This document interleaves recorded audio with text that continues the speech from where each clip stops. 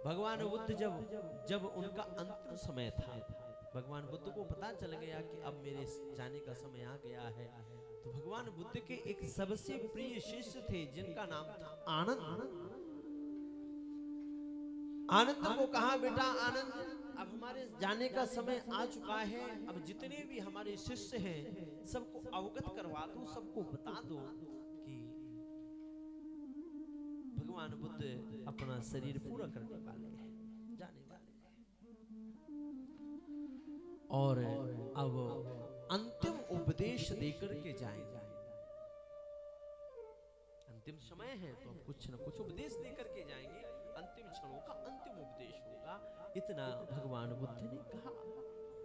भगवान बुद्ध के जो शिष्य थे, भगवान बुद्ध के शिष्य आनंद ने सभी शिष्यों को अवगत करवा दिया भगवान बुद्ध का इस दिन भगवान बुद्ध जाने वाले हैं,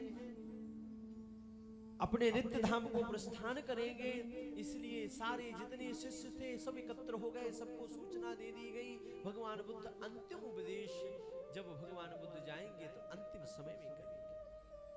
हजारों की संख्या में, लाखों की संख्या में शिष्य विराजमान हैं, बस ये सुनने के लिए बैठे हुए हैं कि भगवान बुद्ध आए, आकर के दर्शन दें, और जब दर्शन दे तो वाणी से अंतिम उपदेश हमको करके जाए कि हमको करना क्या है, हमको रहना कैसे है, हम कैसे रहेंगे संसार में।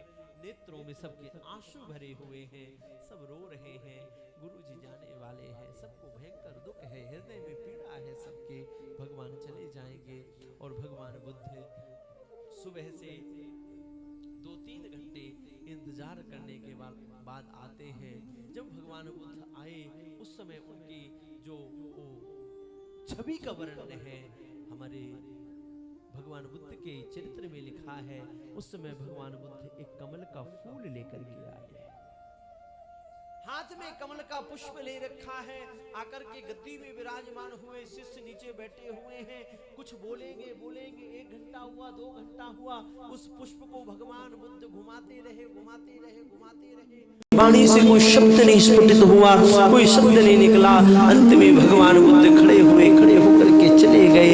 जब जाने लगे तो शिष्यों ने कहा, आनंद तुमने तो कहा था गुरु भाई कि भगवान कुछ बोलेंगे, पर बुद्ध भगवान तो कुछ बोले ही नहीं, उन्होंने कोई उपदेश तो किया ही नहीं। तब आनंद कहता है, अरे भैया भगवान बुद्ध बोले नहीं, लेकिन बहुत कुछ शिक्षा देकर के चले गए।